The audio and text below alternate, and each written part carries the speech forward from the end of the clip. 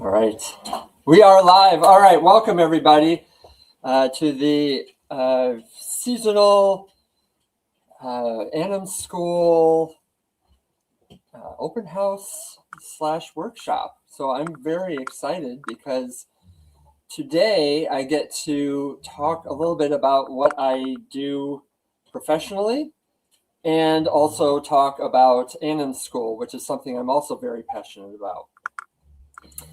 So I am Jarrod Showers, and today we're going to be talking about crafting characters from gameplay. A little bit about myself.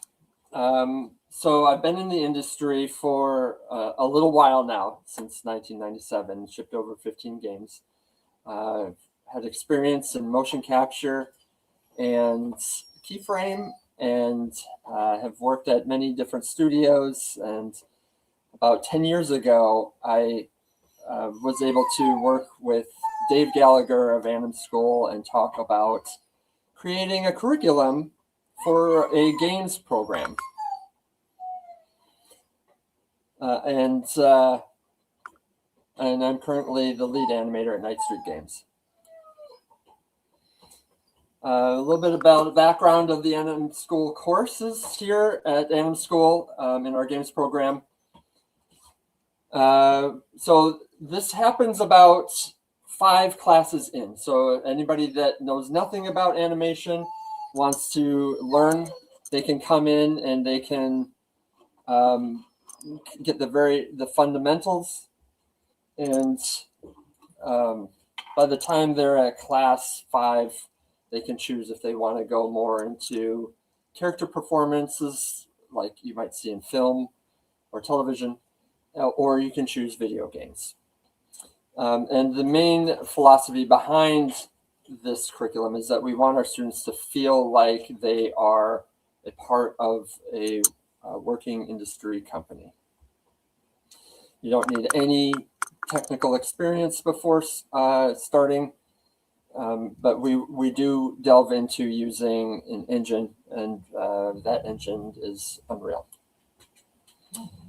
So why video games? Well, video games are still around. They're still making money. We've had a little bit of a downturn as we've been trying to equal out the industry after COVID, and we are.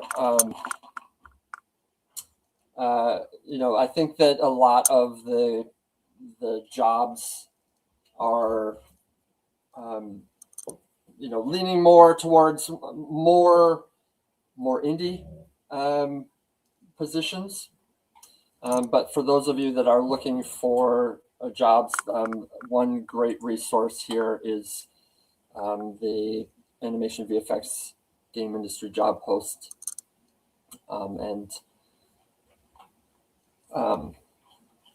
it's real great because you can type in your title, what you're looking for. For example, since this is an animation-based talk here, you can find animator, 3D animator, and then you can filter out experience levels, cities, remote or hybrid, or on-site, that sort of thing. So there's a lot that you can sort of keep an eye out on the industry for, which is very helpful.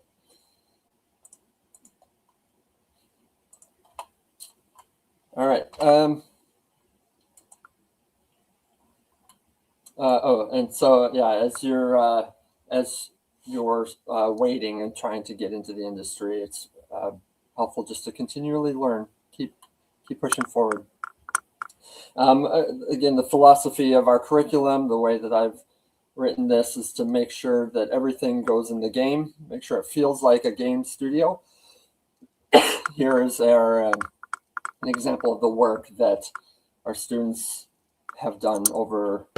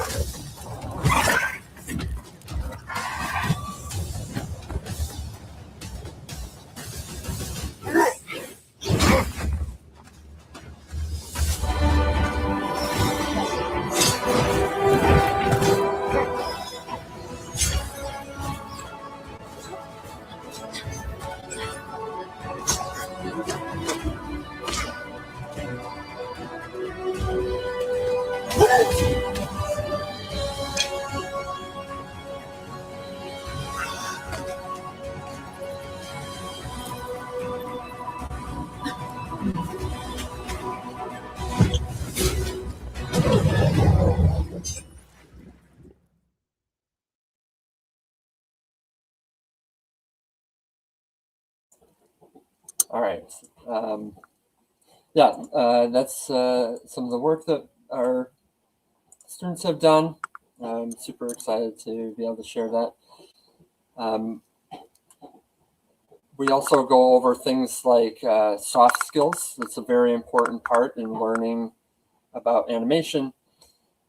Things like communication, especially in the post-COVID era where we've got a lot more jobs that are remote, working with people from around the world. I think it's very important that we learn how to craft good conversations through writing.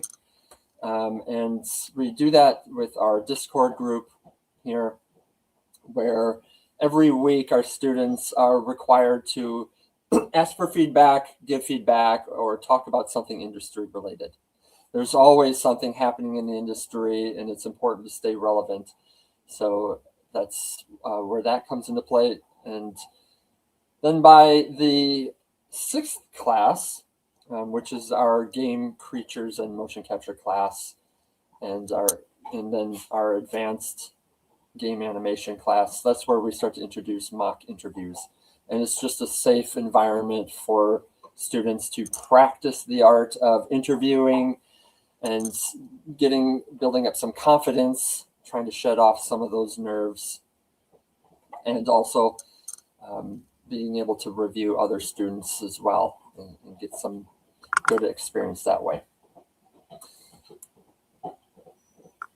We provide a lot of really great characters for our games program. Of course, you can come with your own, but a lot of the characters that we've built are using the pipeline that is the same pipeline that's used to create a lot of our feature quality rigs.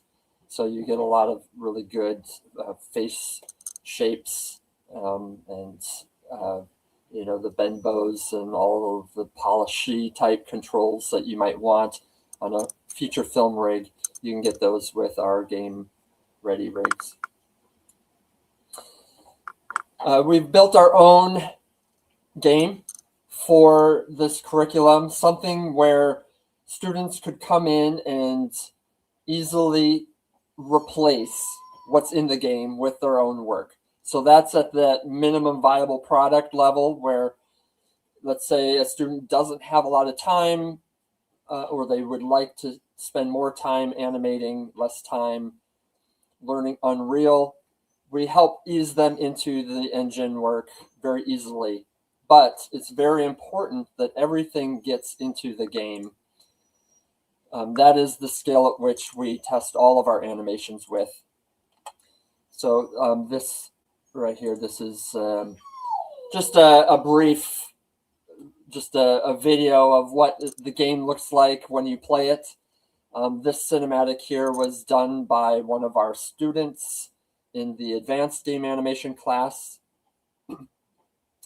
And it's just a way to have an intro cinematic in And then once you play the game, you have control over a character that you can replace. You can do things like firing and setting up your own visual effects and attacking different characters. We have different camera views if you want to have a behind the shoulder camera view, or if you want to have a top down view, sort of like No Rest for the Wicked, like what they've got, and some of other games. Even if you want that MOBA style camera, you can put it up above. We want one sound that happens in this. We want our students to be able to take this game and make it their own, to replace everything in it with their own work. So throughout the course of taking the curriculum of in the games program, you start off by doing gameplay animations, some animations that the player would use. And then by the second class in the games program, you would be doing more creatures and enemies. And then in the last class, you'd be doing cinematics.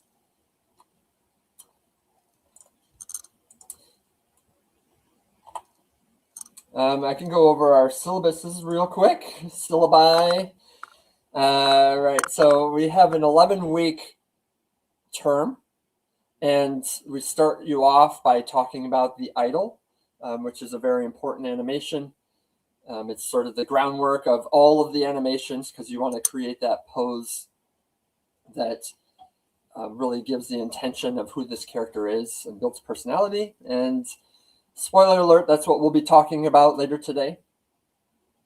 Then we go into doing movement, jogging, running, walking, and we talk about jumps, player attacks.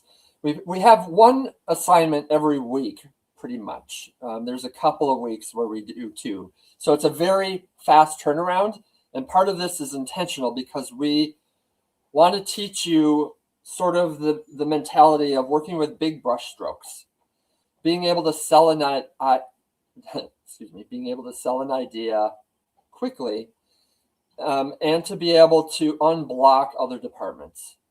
When you're working in the gaming industry, you might work with other departments like programming or design, where they need an animation in order to sell something on their side to the players so we can do play testing. So a lot of times you just got to be able to rough something out real quick and block it out. It doesn't have to be perfect, and then hand that over. And that's the mentality that we're trying to teach our students, how to think about the priority first and the big brush strokes. Then the next class 6, which is our game creatures and motion capture class, we mirror what you've gone through with the player animations in the first class, and we are doing the same for enemies and quadrupeds and creatures. So we start off with idle. In idle, we do movement, and we do a flight and an attack. A lot of our students come in with different levels of experience, and all of our assignments are scalable. So we have what we call the minimum viable product, which is the bare minimum that you need to do to accomplish the goal for the week. Then if students have more time, for example, in the movement week, if they want to do a run and a walk, or if they want to do a transition from an idle to moving, they can do that. Same thing with the flight or idle or the attack. Like you can add extra attacks for your combo. You can do an in-air attack, all these sorts of things. And by the way, we'll be reviewing our questions in the chat. So if you want to post those in here, we'll be happy to try to address those at the end. Maybe some of our guest lecturers, if they are seeing any that they want to take note of, we'll come back to that at the very end. And the last class, which is class 7 before you graduate, that one is our advanced animation class, where we go over cinematics, where again, we want everything in Unreal. So we'll talk about things like the sequencer and rendering, something that you can use to really enhance your demo reel is by using Unreal's free real-time lighting and textures. If you go to fab.com, for example, you can get a lot of free assets that you can use, like your own level. We provide a basic blockout level, but our project works with any level. And it's a great way to differentiate your work from someone else's. And I can't stress enough how important it is to show the experience of getting your work in an engine to a potential employer. That really will speak volumes to what you can accomplish and your mindset in terms of how your animation can work within a gaming environment. So that brings us to the second half of our open house. And if you stick around, by the way, I will provide a special code for new students to use to get some money back, money off when applying for our classes. So if you're interested in that, please stick around to the end and we'll share that with you. And by the way, this will be recorded and up on the AnimSchool website. All right, so that brings us to Night Street. Night Street has been a wonderful company to work at. It's a brand new studio. It's started by a couple of guys you may know. It's a fully remote studio that includes myself and right now 2 other animators. And the studio was co-founded by the manager of Imagine Dragons, Mac Reynolds, and his brother, the lead singer of Imagine Dragons. But just a little caveat, this is not an Imagine Dragons game. This goes back to the creation of this game, the studio, goes back to when they were in Boy Scouts together as kids. And they would play Capture the Flag, and they would hide the flag, and they just really wanted to recreate that excitement in a video game, because a lot of Capture the Flag games have already pre-placed flags. And so Last Flag is really about hiding the flag.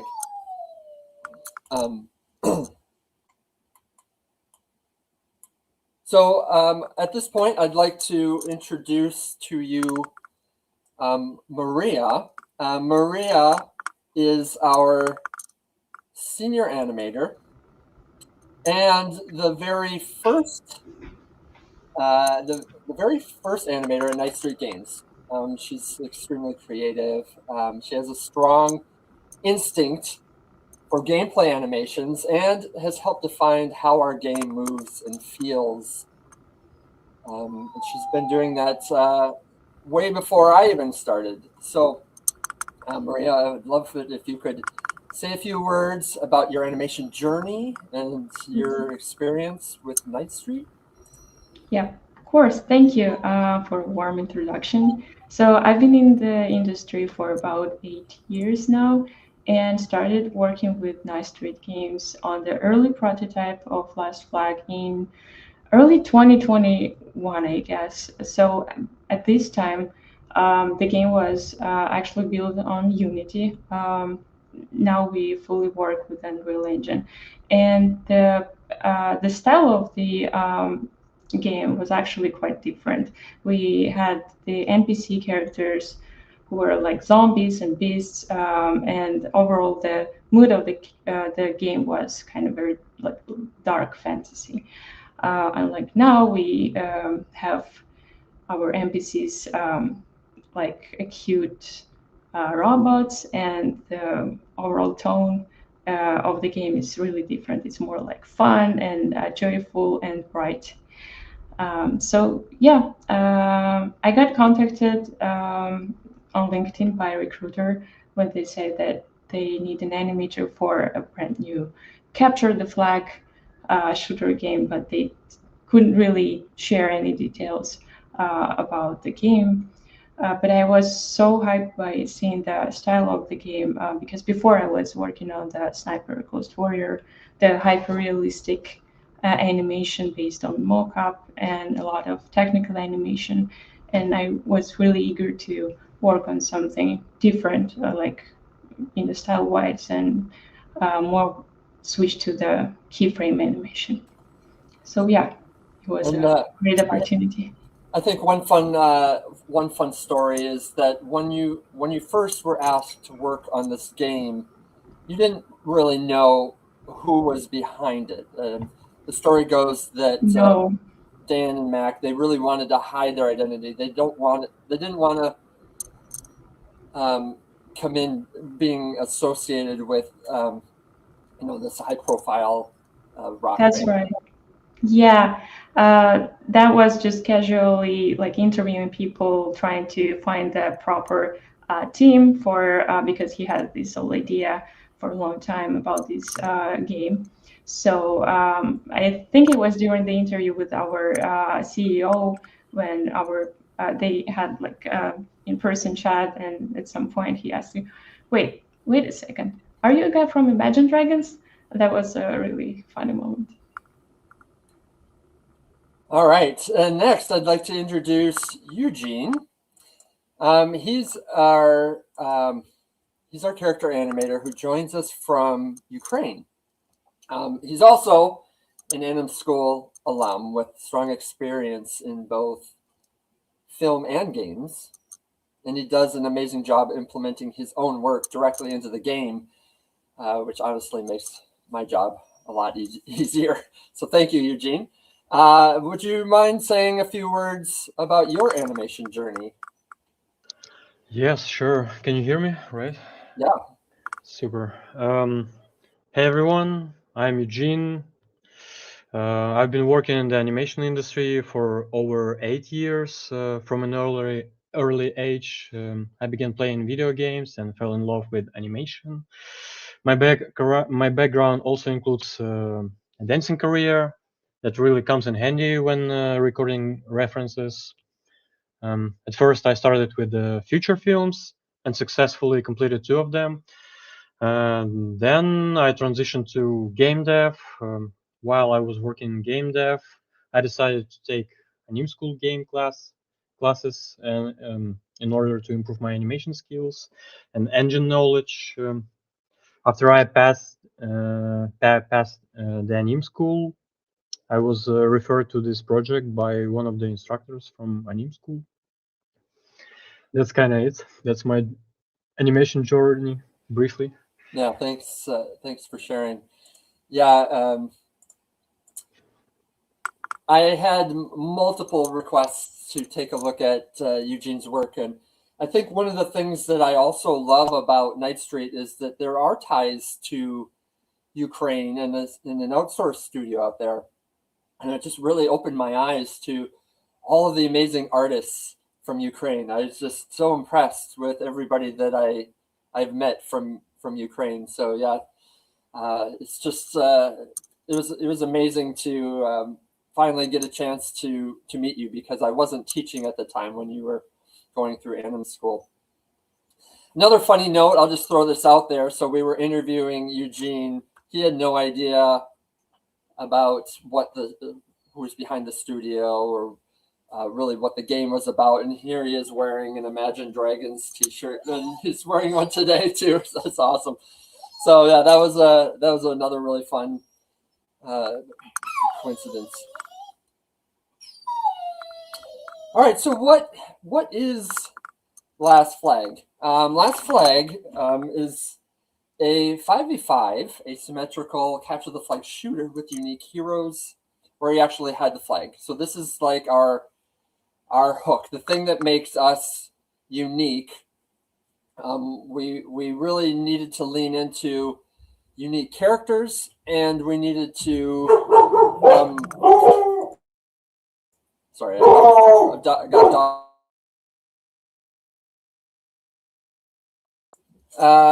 We really needed to lean into the personality of the characters, and also the art style was really important. You know, there's a lot of hero shooters out there, and we really wanted to stand out. It's set in a 70s inspired universe where players are competing on a game show. That's a fun little outside storyline that's happening, and it's just a great wrapper to build our game around. There's currently 9 contestants, and matches last 20 minutes or less. I'll just play this here so you can kind of see a video from our... Get in there! Get in there! Get in there! I'm in jail! I'm in jail! Welcome to Last Flag, the ultimate game of Capture the Flag. First, hide your team's flag anywhere on your side of the map. Battle it out to capture radar towers and clear sections of the map where the enemy flag is not hidden. Find the enemy flag, run it back to your team's base, and defend it for a minute to win it. Run out of time. Let's go in here. I'm in a pit. Where am I? Make up your mind. Okay, I'm going. Oh, yeah, this is no. Oh, no, up here. Oh, okay. Oh my god, it's so close. Oh my god. Everybody is down here. Yeah, they're on their way. They're right down. Oh, I see the light carrier. I got him down pretty low. He's almost dead. He's down. I'm so many explosives down there. I'm down. Get it. Oh, they're taking me. Yeah. Hey, I got you, buddy. Get in there. Yes.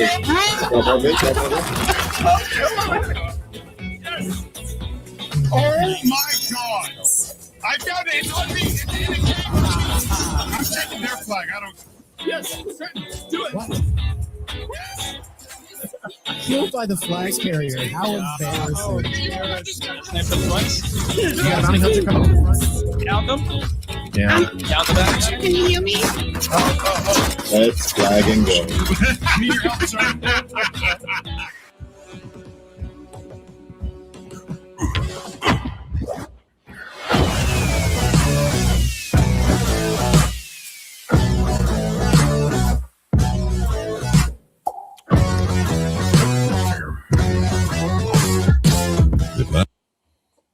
All right, so that was when we had a demo going, and we will be having another demo here in just 2 days. So I'm excited to share more about that. The thing that I'm still playing around technically with everything. The thing that I hope that you guys saw was all of the characters that we had to work with. So there's lots of different personalities. We really wanted to make sure that our characters looked and felt different. So that's what we're going to share today, is just sort of our philosophy from an animation standpoint on how we can build personality through gameplay, like with a multiplayer game. When I first started, as Maria mentioned, the game had already been in development for a little bit. There was a prototype that was built, and so the goal of that was just to prove out the gameplay. Once that was established, then they started to look out for other team members, and that's when I came on board as the lead animator. And at that time, the art director had really established a look that he really wanted. He had a specific style, a motion video that he shared with us from the beginning, just to help us make sure that we're all kind of heading towards the same goals, that we're all aligned. Regretfully, I'll share this video, but regretfully, there's no credits to the artists that are involved. This was mainly meant as an internal inspiration. But I wanted to at least kind of give you an idea of kind of the planning that goes ahead of time to a game. You know, stylized, amplified, and sensory. You know, we've got a lot of good feedback, you know, dynamic, exaggerated. You know, we could use stretch frames. We could use weight and force, comic-inspired VFX. You know, Spider-Verse was for sure, you know, it's something that's been called to a lot. Having real snappy, tactile, responsive controls. You know, crunchy melee combat. You know, all these things play into game feel, which my definition of game feel is just meeting the player's expectations. And we can do that through many ways with animation, which is what we'll talk about here in a little bit. Having some varied forms of locomotion, you know, and then this is just kind of going over kind of where the contestants were at this time. So these are a lot of videos from that original prototype, just so you can kind of see Last Flag in its early days, you know, just trying to sell the gameplay, but then having the aspirations here in this video shown. So we don't necessarily need to show the whole thing, but I wanted to at least give you an idea that this is something that we had going in. And then my animation goals as the lead was just to really be aligned with the art director and make sure each character felt unique while adhering to restrictions of gameplay. There are a lot of restrictions to gameplay because in games, gameplay comes first. Things like speed, an animator doesn't get to really change. You know, they can be a part of that discussion with the design team of like, you know, can we make this faster or slower? But really, it's the designers. They've created a prototype, and they've got something that they're working with to make sure it's fun and balanced. And then we get to wrap our animations around that. So things like jump height, you know, we need to make sure that that jump height is consistent.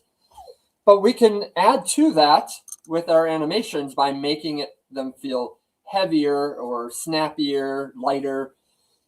These are all ways that we can affect gameplay in a way just by the visuals. We have to work with things like our animations in place. Are they, does the player need to move? You know, locking down the player does not always feel the best, you know. And so we want to make sure that players have the ability to make choices whenever they can, and that their intentions are clear. Our game involves things like using abilities, and we want those to be over the top and fun and exciting to use. So maybe at that time, it's like a gameplay cost of opportunity. So when you're using an ability, you're like, I know this is going to be awesome. It's my choice. I want to use it. I'm okay if my character stays in place. You know, these are questions that we answer as we do playtests. And we do want to elicit empathy. We want to connect with the player. This is what gameplay is. You know, that's one of the things I love about games is that you have that connection with the story. You know, I'm holding up a controller here. That's a very physical, tactile way that I get to control what I see on the screen. And I get to connect and create that empathy, that symbiotic relationship, if you will, with my avatar on the screen. So I want to work together with the player and the animation, the character on screen with the player controlling that character. So we want to make sure that we're sharing that intention of what does the player want to do? Thinking ahead of like, well, there is a jump pad here. Let's make sure that that jump pad feels good. Let's see, when the character's got two axes, like our lumberjack, let's make sure that that feels crunchy and snappy, and you know, look at what other games have done and make sure that we're we're giving the player what they want. Rhythm, that's something that I use quite often in when designing a character and their gameplay. Is not necessarily how do the body mechanics work, which are also important, making sure that you've got the spine working right and balance and all that, but also does it flow? I kind of think of animating for games as a way of like working with a racing game. If you've played a racing game, you're in a go-kart match, you're going around, you're in this flow state, and when you hit a wall, it doesn't always feel right when you kind of just hit a stop. And you want to make sure that that flow happens well from animation to animation. When you're going from an idle pose, does it flow well into moving forward, or does it feel like, oh, it's not quite getting to where I want it to be in time? And it's just creating an adverse relation with the player. And then, of course, diversity. So we're always comparing characters from one to another. It's not just one character in a volume, in a contained space. We want to know, well, how does the scout feel with the bounty hunter, and how do they work and feel different? We want our players to choose unique characters based on their own play styles. So to start things off, I'll share a little bit about how I helped design the motion for the bounty hunter. He was the very first character that I took ownership of when I started. And one of the things that I, as an animation lead, I really want each animator to own as much of a character as possible so that they can get into the headspace and personality and really understand who this character is. So this was one of the characters that I worked with, looking at some early concepts and background information. I pulled out some adjectives like swagger, bravado, ego, explosiveness. We're really looking for words that we can always lean into when doing an idle pose. Does it look like they have swagger? Does it look like they could explode into motion real quickly? Does it look like they've got an ego? If there's any idea that we can really lean into, it can be very stereotypical at times, but you really want to make sure that you have a cohesive look for all of your animations. Because again, gameplay is about taking multiple sequences of animations and stringing them together to create a cohesive feel for the character. So that's Julius Reeves. He is our bounty hunter. He comes with 2 hand shotguns, and he's very, what does it say here? He's very exaggerated. He loves his bike. He's a pitch man. He's an author. How does an author fit into the way that he, stands at the end of a match? He's got an ego, so he's very self-centered. It says here he loves money. It's all about the money. So he's not afraid to cut some corners. These are all fun things that are great to just pull out and be like, well, how does that translate into a finishing move, for example? These were some concepts that the art director did and the concept team. One of the ideas that we really wanted to lean into is this idea that he's a little bit shorter, squatter, bigger.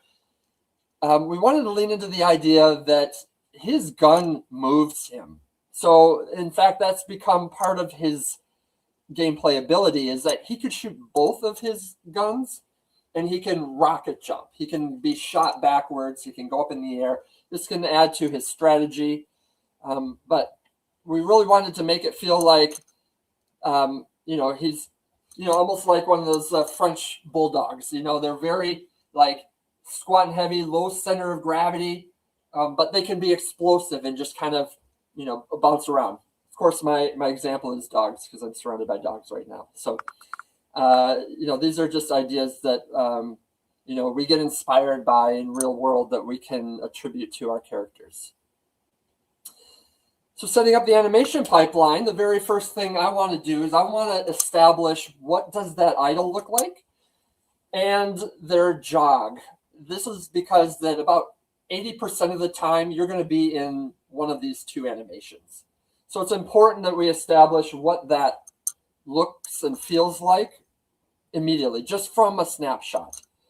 And incidentally, this is also where the curriculum starts at AnimSchool. We definitely want to spend our beginning week or two in the idle and the jog poses, because everything goes to and from those poses. The next thing we want to do is to match what we see in Unreal with what we're seeing in Maya. It's very easy, I guess, to be able to get into Maya, set up the camera you want, and create an awesome silhouette, and it looks perfect. But then you get into the game and you're like, the silhouette is off. I'm too far away. I'm not really seeing the little nuance of the squint in the eyes, or whatever that may be. So it's important that you establish a pipeline between Unreal and Maya so that you can iterate quickly, go back and forth and get feedback. So what makes a good idle? These are just a couple of the things that we want to keep in the back of our minds as we're establishing our idle. Things like a balanced weight, for example. I use the term base of support. And what that means is that however you are touching the ground, however you're supporting yourself, if it's two legs or one leg, if you go into Maya and you rotate the camera around and you line up those feet and you draw a line straight up, if you have enough weight, equal weight on both sides, then your character will be balanced. And we want to make sure that we establish some good balance. We want to be asymmetrical. These are things that have been proven through research and old artists, from the beginning of time, that the things that the eye is attracted to are things like asymmetry, creates a unique interest and things to look at. Angles, for example, a C shape or an S shape, being able to draw a line of action through an entire body are things that are really helpful to lead the eye. We want to favor the gameplay camera. In our game, in Last Flag, we put the camera over the right shoulder, so we want to favor the right side just a little bit more to make sure that we're being as clear as possible. The fun challenge in games is that you could rotate the camera and you can see your character from 360 degrees. So you want to plan for the gameplay camera, the default camera, but you also want to make sure that everything is clear for other players as well. We also want our character's intention to be clear, and since this is a multiplayer shooting game, we want to make sure that players see that their character and avatar on screen look like they're combat ready. I think that you can make some pretty awesome relaxed poses, but it doesn't really convey the intention of the player that you are using. That could include things like, is your character more defensive or offensive? We have characters that do all different types of roles in our game, like an engineer might create, a healing, or they might be really good up close, or, better further away if they're more of a sniper, but maybe up close they're weaker. These are all things that we can show even by where our feet are planted. If my hands are up and kind of protecting me, I'm in more of a defensive state. If I'm more like out to the sides, my hands, and maybe more facing, open and bare, maybe I'm more confident and I can be more offensive that way. And then the main thing, the thing we want to do at all costs is just get out of that default pose. We've all seen like the default paddle hands We've seen, the T poses or the A poses, and we just want to get out of that. We don't want to copy the things that everyone else has done. We want to make our character be as unique as possible. All right, so in exploring Julius's idle pose, here we have a front view and then a game camera view that I've created in Maya with a crosshair there.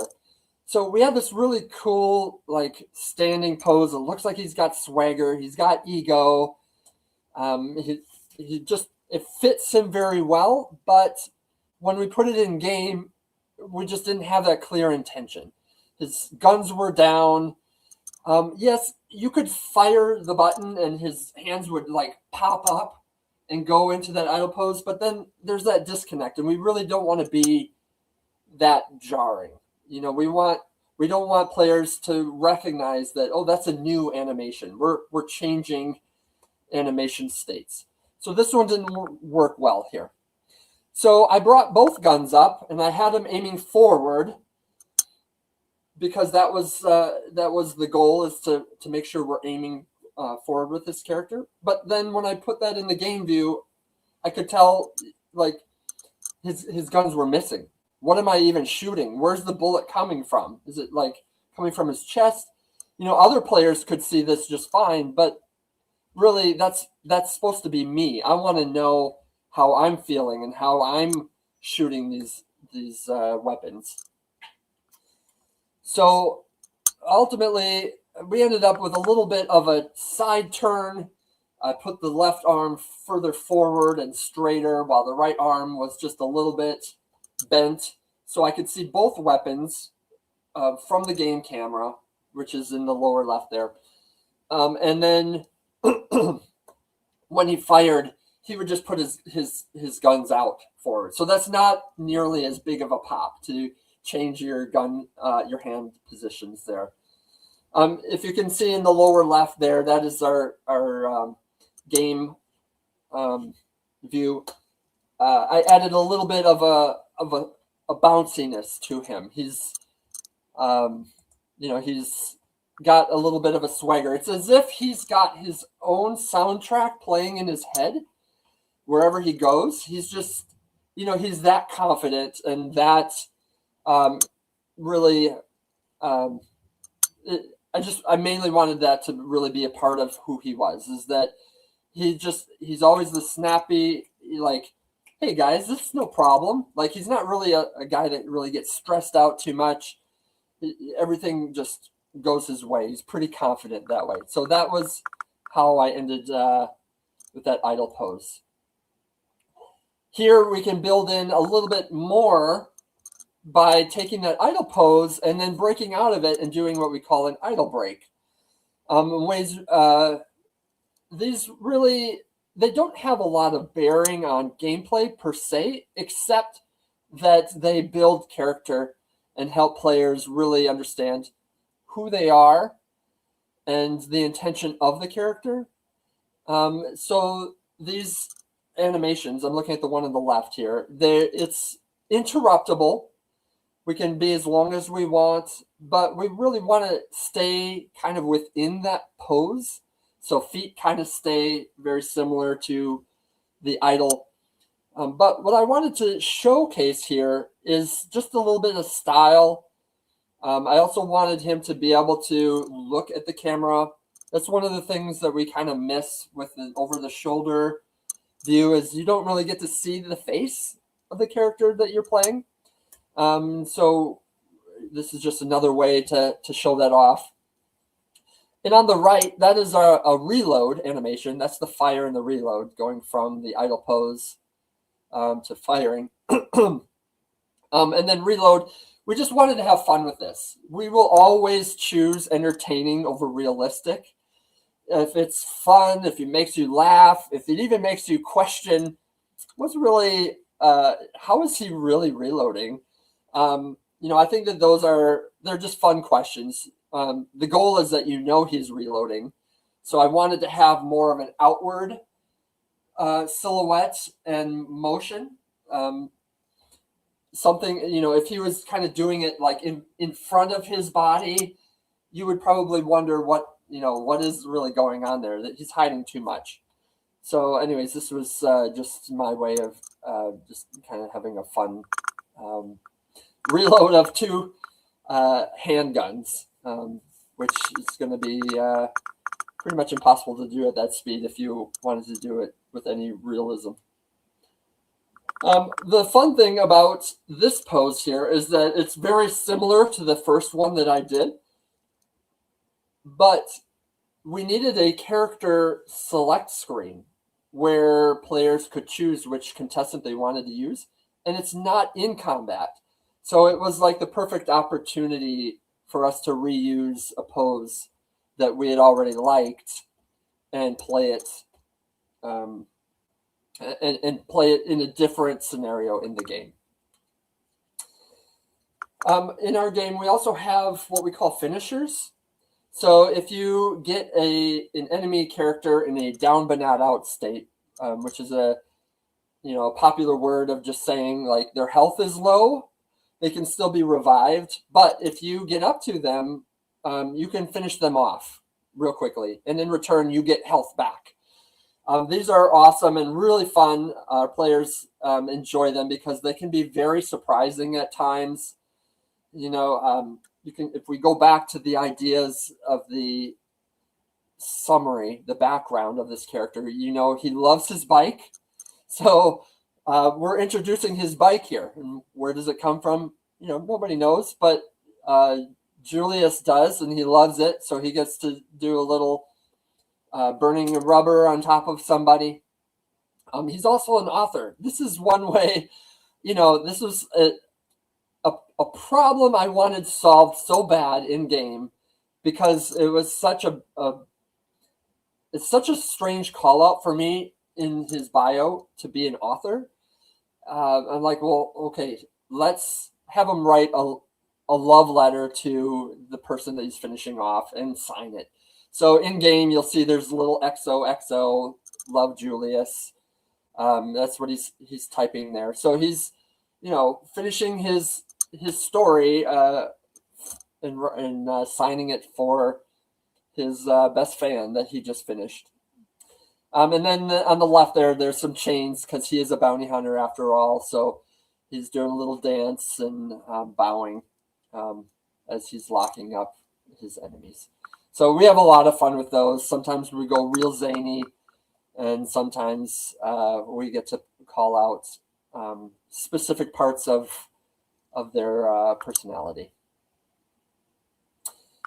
Moving on to jogging forward. This is an important, again, another really important animation that's seen quite often in our game. We need to know ahead of time, what is that designer speed? And if you've ever animated a jog cycle, you can get the speed from the game and you can add that into Maya as a 1-to-1. So you figure out what the speed per second is. You grab that root controller in Maya, and from 0 to 30, and you plug in the final number. That equals 1 second. It doesn't mean your run cycle needs to be 30 frames, but once you get that constant velocity, then you can animate your character so that you can eliminate foot sliding then. That blend should feel smooth. And one of the things that we also discovered early on is that the transitions from idle to jogging forward is extremely important in selling weight and also personality. With this, you can see in the lower left, I really wanted to have him sort of struggle when he's getting up to speed. Like that, I guess, bull in the china shop a little bit. Like he's top heavy. He's got to like swing his arms a little bit more to really kind of push himself through the air. Where other characters that are lighter, maybe they just kind of flow into that jog a little bit more streamlined. This is something that it's not changing the gameplay at all. It's not changing the speed that you get to jog. how long that takes. It's just changing that look of how he gets there. All right, so that is Julius in a nutshell. I'd like to talk about another character and hand it over to Maria, who owned the Scout. She worked pretty much just on this character and developed his look and feel. So I'll hand it over to her now. Yeah, thank you. So Scout is a very special character for our co-founders, since they used to play Capture the Flag game while being actually with the Boy Scouts. So Scout, it so happened that it's a very first character ever implemented both in the prototype and in the game. So each character has their own bio and background written by our game designer. And this is actually the core information that we're leaning on while building the personality of the character. So as you can see, Scout, his name is Parker Spencer. He's a 17 years old teenager, basically, and he really loves outdoors. And all his skills were actually taught by his grandfather. So they used to go to camping together, and he is really skilled in terms of camping. And one of the details that was mentioned by our art director, he really likes the Miles Morales from Spider-Verse as a reference in terms of how athletic but clumsy the character looks. He calls this like untrained athleticism. So this is the detail that we try to implement in Scout's character as well. And also we had some really cool poses provided by our 2D artists that we later implemented in his Locomotion style, because those are really dynamic and great. Next slide, please. So yeah, idle animations. As for the Julius, we also have those adjectives, and I think that Jarrod actually came up with those descriptive words for the character, which are really, really helpful while building the animation. So this character is sneaky, energetic, youthful, agile, brazen, and flexible. And while creating the idle pose, I was trying to make sure that he actually looks relaxed but ready for the combat. And we really want to make sure that the muzzle of his rifle is visible, so we can see him actually aiming. And the overall silhouette should be reading well. It should be clear for the player. Besides this, we also have 2 idle breaks, which is a great opportunity to convey the character, the personality of the hero. So for the idle break warm-up, he actually looks restless and so unsubtle as he should. It's really hard to him to stay still because he has a lot of energy in himself that he wants to move all the time. And idle break scan is him actually inspecting the background, inspecting the ground and then turning to make a little eye contact with the player, which is a little element of breaking the fourth wall, which we use quite a lot with our characters. And this really helps us to build a special connection between the character and the player. And also there is a link for idle break references of me being silly, or should I say professional animator. This is our workflow. It's not really different from working on the movies. We also film a lot of references for our animations. Yeah, and I'm doing it with a vacuum cleaner because I don't have a rifle. Okay, next slide. Yeah, so jog and sprint are our 2 main animations for Locomotion. Sprint is more accelerated run that trains stamina. And for those two, I also want to convey his energetic and useful personality. And also, this character is supposed to feel sneaky and more like stealthy. His steps shouldn't feel heavy, and we're not supposed to hear him from the far distances because his job is to look for the flag. That's why we decided to make him a tow runner, so he feels really light. Next slide, please. Yeah, reload. Whenever the character runs out of ammo, we see the reload animation.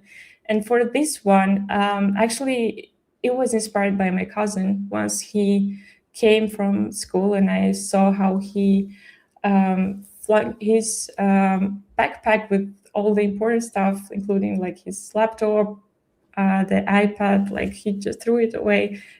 He was really excited and he just ran up to the kitchen.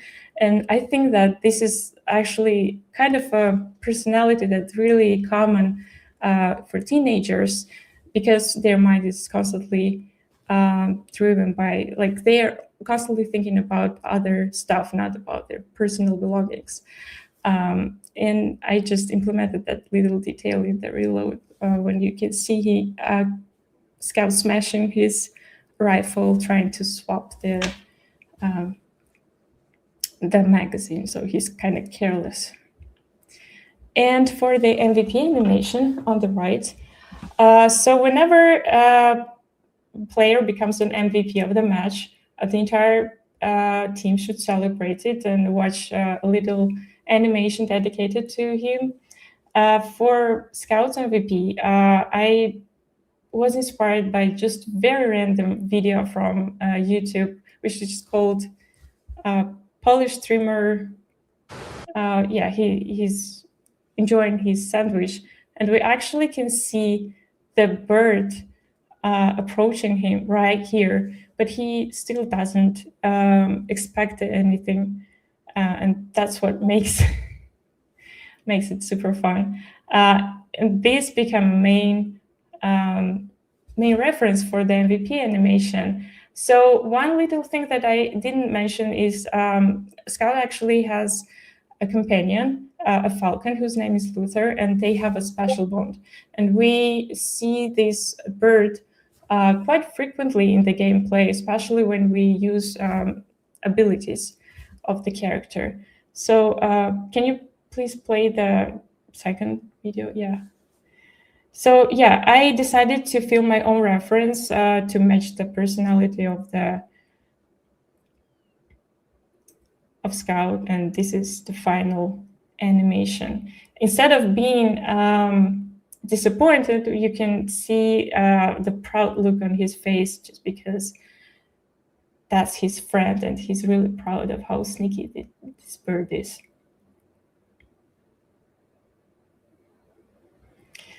And finishers. So we can see Luther appearing in the finishers, in unique finishers of Scout quite often.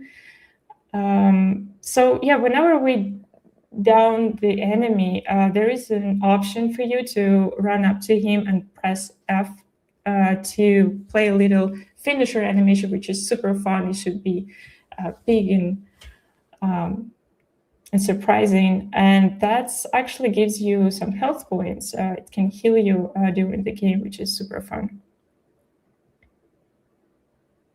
Yeah, I just love the introduction of the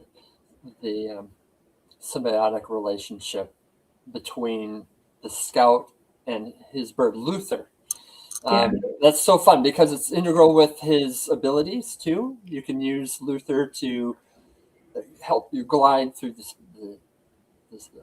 air, and then also see through his eyes to mark enemies on the screen. But you've also introduced a fun relationship between the two here in the finishing moves as well, like calling him down to just kind of peck at the enemy, or to hold on to Parker's gun so that you can spin around. It's very fun. Yeah, so that's actually true.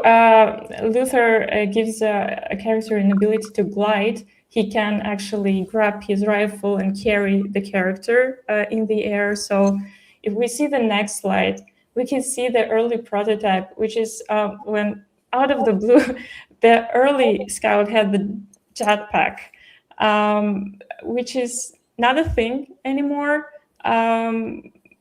because the jetpacks actually now belongs to another character. So we are ready to introduce another character.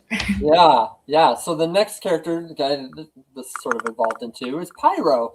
So Pyro does have a jetpack as his main ability, and Eugene has been the one that has owned this character and developed this character. So we'll have Eugene talk a little bit about his thought process and some of the iteration that we did back and forth to try to work out how does it work with gameplay and intention.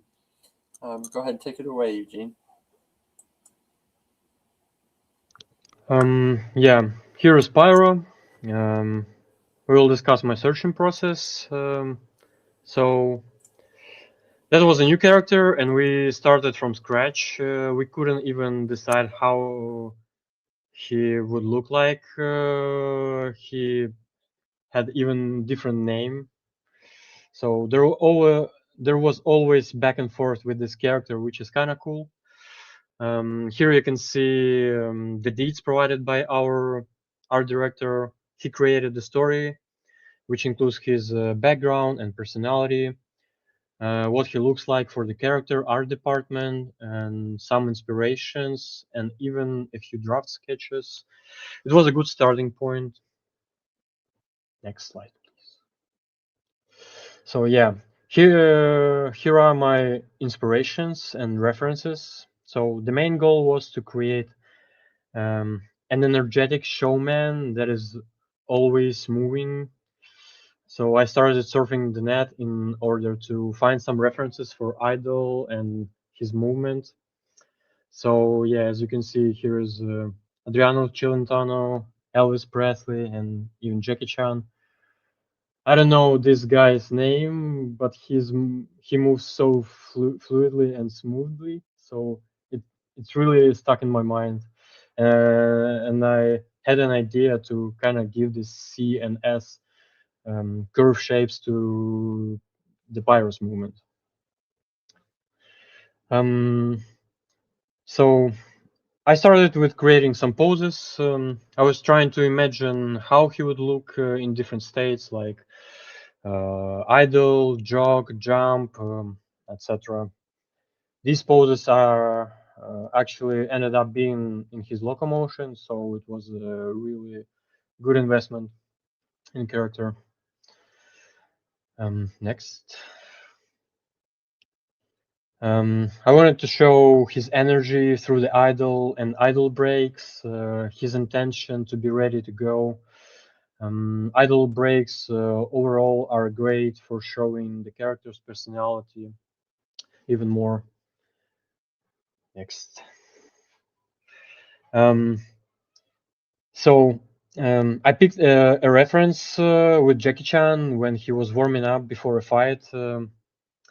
As I was doing it, I immediately thought about an idle break. I thought it would be a good idea to shake and refresh himself after jumping all the time.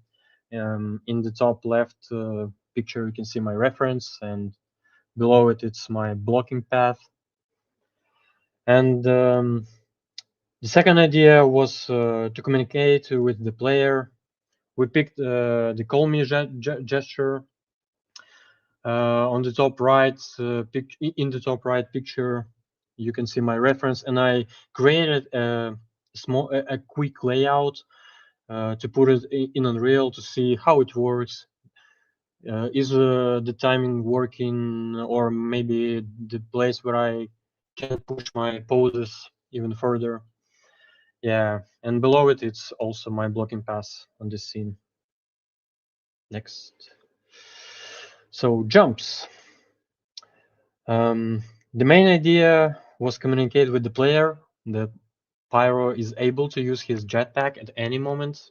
So we tried to push this idea wherever we could.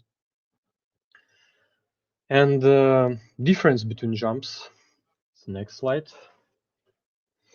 When I started working in the game dev, the first thing that seemed to me strange was actually jump. There are some things that are different in comparison with the regular jump in feature films. First is the anticipation. In game, when you press the jump button, the character should react immediately, so you don't have much time for anticipation. It should be really fast. Let's say your squash pose will be the 3rd frame, and the stretch will be the 4th and the 5th frame. Visually, it's probably the only thing I could mention here, but the technical side was kind of tricky for me at first. In our case, we have 6 animation that illustrate the jump motion. It starts from jump start into jump start loop, then goes through jump apex into jump fall loop, to this jump fall land and jump recovery. It's needed for the engine to play animation in different states, especially loop cycles. They are to accommodate extra height in game. For example, in our game, we have some jump pads which launch you in different directions. And in that case, the engine is using the start loop animation before your character reaches the highest point and starts falling. Same with the fall loop. As an example, I can give a jump from a mountaintop when your falling is longer than usual. That's it for jumps. Moving on, sprints. Here we always played with different ideas and we're trying to push them as far as we could. We've tried a few versions of sprints. As for the first version that you can see in the first picture, in my head, if I were him, I wouldn't want to run with a huge jetpack, so I wanted to use this jetpack in order to help the character run easily. Plus, we wanted to give information to a player that this character is able to fly. But unfortunately, after a few playtests, we found out a bit confusing. It felt like you were burning fuel while sprinting, and it wasn't our intention. But we liked the idea itself and wanted to keep it. So we started looking for other solutions. We used an gazelle as a reference for the rhythm and used small VFX smoke from the jetpack to emphasize this moment when he takes off the ground. That's it for sprint. Jog transitions and override layers. And now I wanted to talk about mostly override layers and how you can use them in order to create a full locomotion to save a bit of time. So next. The override layer is the layer that is just blocking animation in the layers below it. So as you can see in the top left picture, I have my jog cycle set up to infinite and looped for 60 frames. So that is my base layer. In the bottom left picture, I created an override layers and put their last 60 frames of my idle animation. And here is when the magic is happening. So in the top right picture, I just blended the override layer with the base layer using the blend weight curve, as you can see in my graph editor. So just a bit of playing with this curve and you can see the result I got, and it was really fast. I spent maybe like 10 minutes on it. And you can apply this to any direction. And it works even when you create a unique stop or start animation for a locomotion set, so you can smooth the transitions even better. It's not hard, just a little practice, and I'm sure you all can handle it. So just try it. Yeah, joyride ability. It's his ultimate ability when he rides his jetpack as a board and launches it right in the enemy's face. Creating the joyride ability was a lot of fun. We had we had to find we had to find out how he takes his jetpack off his back and how he jumps off from the jetpack. So in top left picture, I just created a simple cycle of the floating jetpack and was trying to find some key poses that would help me to move forward. With a lot of feedback sessions, we ended up with the idea in the bottom left picture. And there is an in-game capture of the ability in the left picture. As you all can see, it consists of 3 parts. It's the start animation when he takes his jetpack off his back. The second one is the loop when he's gliding the jetpack. And the last part is end. It's when he jumps off this jetpack. So that's how it works. Yeah, here's the link for the character select animation. Oh no, sorry, it's the trailer.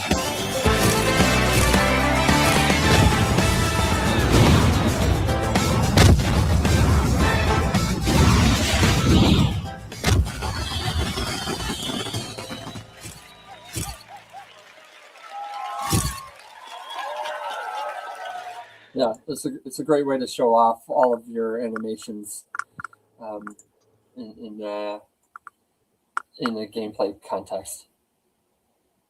This is such great work, Eugene. Thank you. Not without your help. Now you can see some of the abilities there. This is the character select screen, and the way we're introducing the character in this video is we get to add some fun camera movements to it. So yeah, character select screen. So this animation also consists of 3 parts. Intro when you introduce a character, loop animation when he stays in one place and shows his attitude, and a step when all players are ready and a match is about to start. So I love to find some characters or real people who match the description of my character. So here I was inspired by Jackie Chan, Elvis, Boba Fett, Johnny Cage from the Mortal Kombat game series, Neo from Matrix because his fly looks cool, and some mixture of like Tony Stark with Michael Jackson. So there were a bunch of them. Yeah, the reference was good, but we wanted to push the idea even further.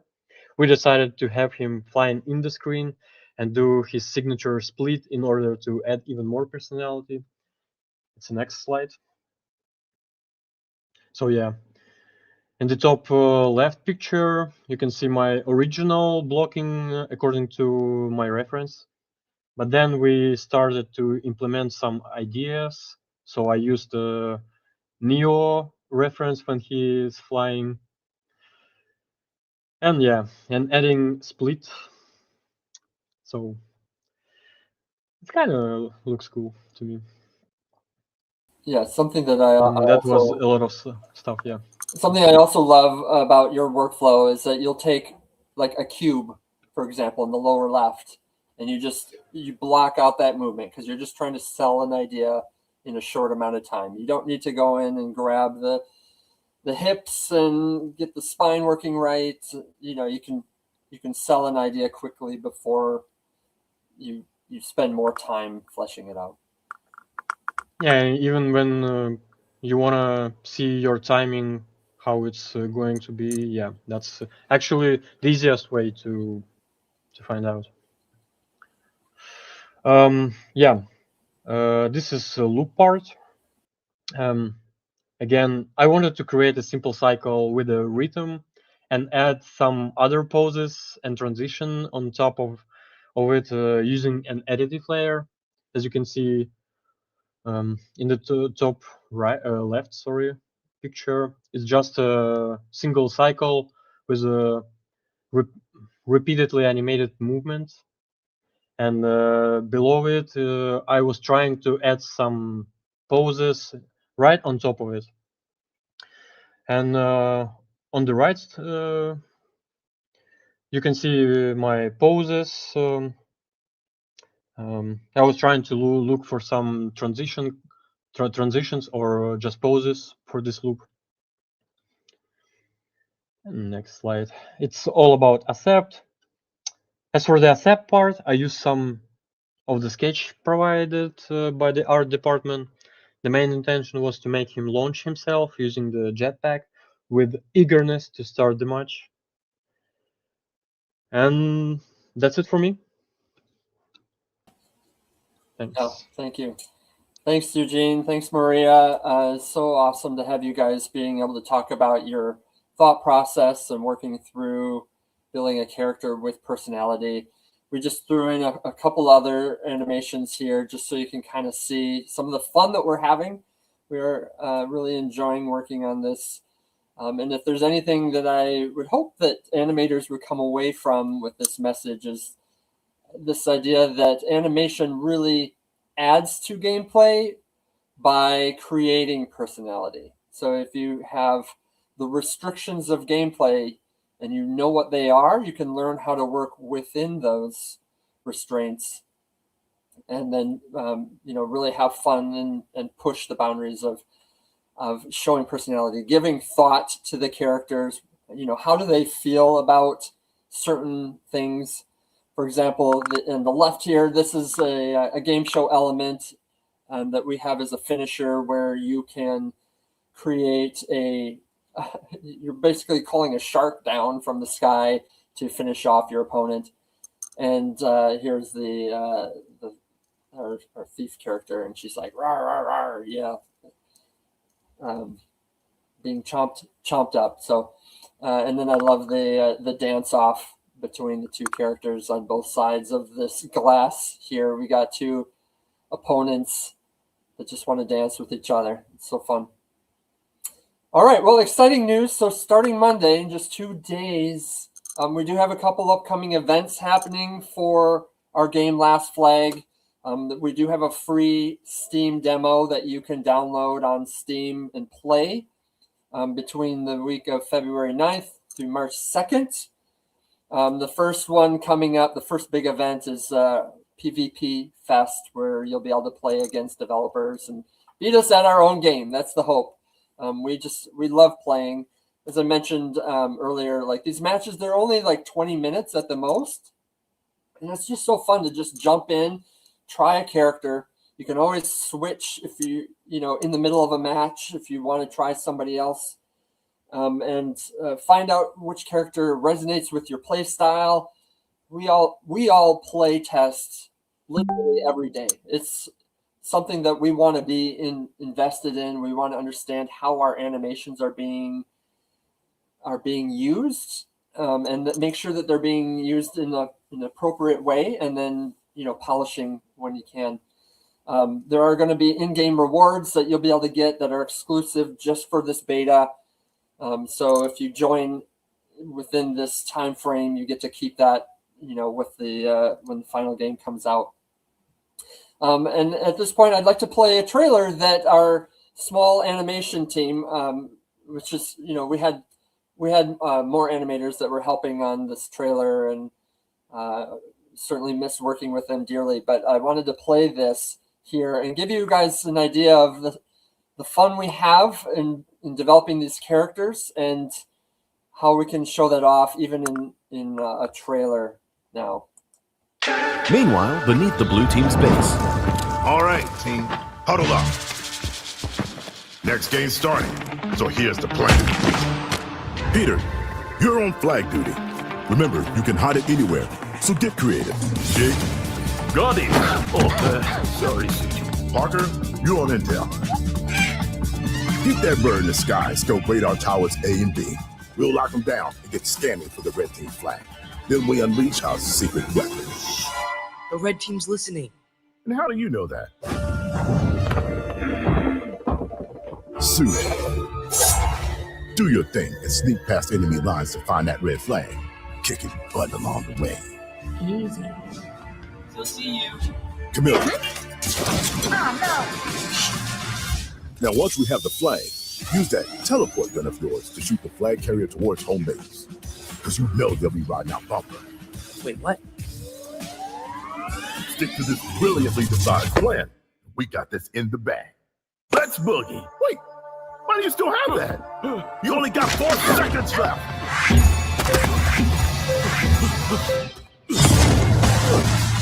Bingo. All right, team. New plan. Just wing it.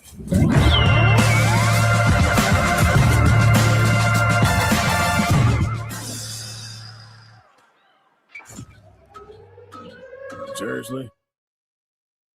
Meanwhile, All right, yeah. So you can see we tried to include a lot of our personality that we've developed for that little trailer there. Oh, one more thing. Oh, what is this? All right, so for those of you that might be interested in applying for AnimSchool, so new students only, when you sign up, if you let them know that you're interested in the games track, and you type in the discount code LASTFLAG26, you'll get $80 off, which is good for the spring or the summer terms. So that's very, very cool that we could partner together with that, and love to have you go through that program as well. It's a great program. We've had a lot of success seeing students get hired from there, and not even just that. It's really online school in general, and just online. The online community is so important, of like building a network, and this is a great way to start that. Like you can, if you don't have a network yet, you want to meet new people, all of these colleagues that you get to meet are all amazing people that have their own journey. And when you build those connections, your relationship continues outside of that. And hopefully one day you get to work with great people like I get to every day. Thank you very much. At this time, I'd love to share or have a Q&A session with folks where you could ask us about AnimSchool. We have Eugene, who is an alum. He graduated from the program. If you have anything about our animation process with Last Flag. Otherwise, if I can also just throw this in there, it might seem like a shameless plug, but we love what we do. We love the people we're working with. We would be so honored if you played our game and left some feedback. We do care. We do read it. And we would just be so thrilled if you would even wish list it. That would really help us out a lot. So thank you very much. All right, so let's see. Any questions by anybody? Let's see. There was one question up here about wanting to know about how to add animations to a game and create contextual animation. I think maybe that's what you were asking, something about adding the difference between a normal jump and a running jump. Maria or Eugene, would you like to answer this at all? Like, if not, I'm happy to take it. I can. Eugene, if you want to take this one, is because you've been telling about the jumps a lot on your work. Nope. Okay. We actually do have in our game 2 states of the jump. One, it's not the difference between the standing or running, but instead we have 2 different jumps for jog for jogging or standing, and then the sprinting.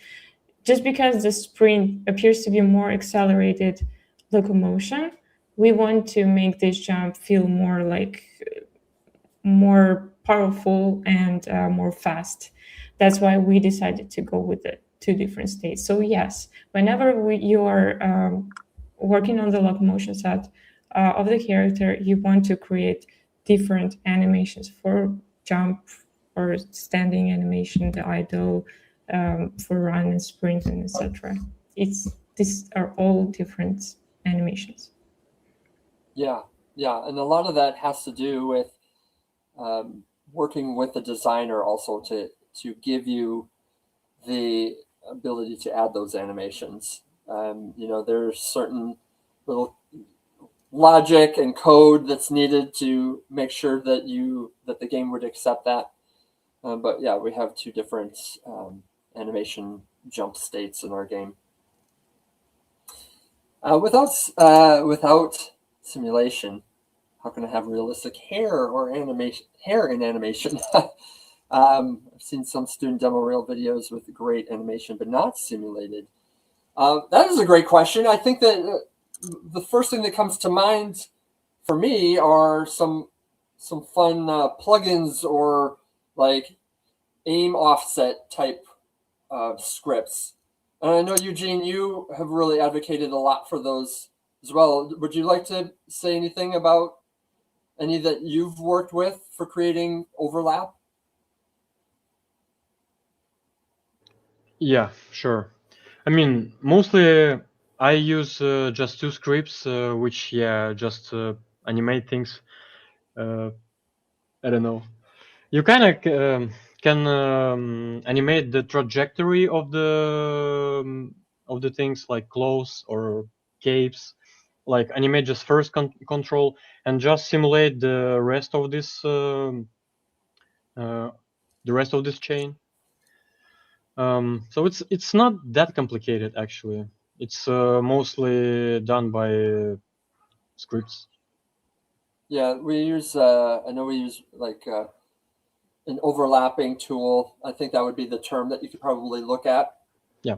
And what it does is you multi-select all of the chain, and it will take whatever the pose it's in. You could animate as little or more that you would like. You can add as many poses as you want, and when you run the script, it figures out what's pulling it, and it adds a little offset. And there's usually some dials you can change, some input to say, I want it really floppy, or I want it mostly kind of stiff. I think that those are some great time savers, and we're all about the time savers. We don't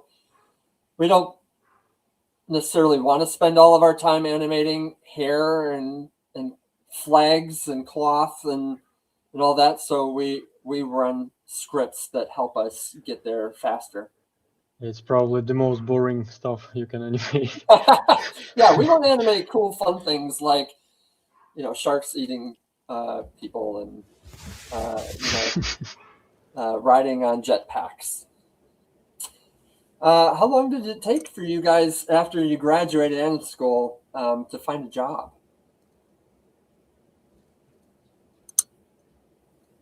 Eugene, you wanna say that one? Yeah. I mean, it depends on how long you've been studied in the school. So the more the better. It took me probably maybe a week or 2, but my market is fortunately for me is smaller than probably yours, so it wasn't like a huge problem for me to find a job in my market, in my place. Yeah, I think in general, like honing in on what you want to do is going to be really critical in finding a job. But of course, the job that you want needs to be available when you're ready for it. You need to be, or vice versa, you need to be ready when they're looking. And so always be learning. You always want to be as employable as possible. But if there is something that you want to focus in on, if it's games or film or cinematics in games, which is sort of a nice blend of film and games, then you can have your reel be tailored more towards performance. If you want to be in cinematics, if you want to be more in games, then definitely you want to download like a free template from Unreal, and you want to get your work into an engine, or you could take like an AnimSchool class and you could work with other instructors that are in the industry that can help give you some insight and keep you accountable for getting your work done on time and really kind of push those limits. I don't know if anybody else has any tips for getting jobs that you want to share?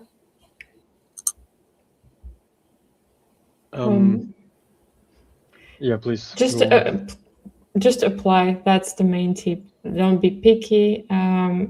Keep in mind that like huge studios, that's a great option too. But you really want to start with the small studios as well. So indie studio like us, it's really a small one. It's also a great opportunity to start with because the jobs there could be really fun. It's not about like a big title. It's more about the people you're working with and the projects you're doing. Yeah, even huge studios, it's kind of rare when they hire some new animators. So, but you need, it requires some of experience in animation industry. So don't hesitate, just apply any company and just get your experience. Yeah, and I think that like I've seen this on LinkedIn. Like I know that the job markets are drying up, or it seems like it's a downturn. I hope that that's just a temporary adjustment that is eventually going to build up again. We've got certainly a lot of really big games coming out this year. You saw in one of the first slides I put, there's like over 19,000 games came out last year. And a lot of them might be just one or two people that are putting a game together, and maybe they're just doing it for fun, and they're just they're just throwing it out there, and maybe it doesn't really make money. But for those of you that are in that job hunt, I think the important thing is to stay hungry and to learn something, and just realize that it is a competition. You do want to be focusing on it, but you don't want to be burned out either. But find something that inspires you. Find the type of work that you want to do and really hone in on that. I think that's just really going to be helpful to you. The nice thing about learning is that now you own that. Like that is value you have given to yourself. It's not about whether a job gives you value or not. That comes and goes. It's really about the value that you give yourself. And when you learn something, every time you set a keyframe, that's experience that you get to keep with you forever. So keep improving, keep pushing through. That's just the advice that I have. All right. I don't see too many other questions. I really appreciate those of you that stuck around through the whole thing. Again, if you are a new student interested in joining AnimSchool, if you type in a code LASTFLAG 2026, you'll get $80 off if you put in that you are interested in the games track. Otherwise, we do have a demo for Last Flag in 2 days. Please play it. We would love that. We would love your feedback. There's certainly a lot of voices in the industry of playing different games. This is one that we're very excited to share with the public and to receive feedback for, and make it a fun, enjoyable experience. It is a low competition environment. You know, sometimes you see those games where, you know, you play with people that have been playing forever. You know, they're super good at it, and you will not stand a chance when you try a game out, and you're like, oh man, I don't even want to try. This is not that game. This is the game where we're really focusing in on just 9 different contestants. You know, we'll have more heroes in the future, but really it's just about going in and having fun. The strategy always changes.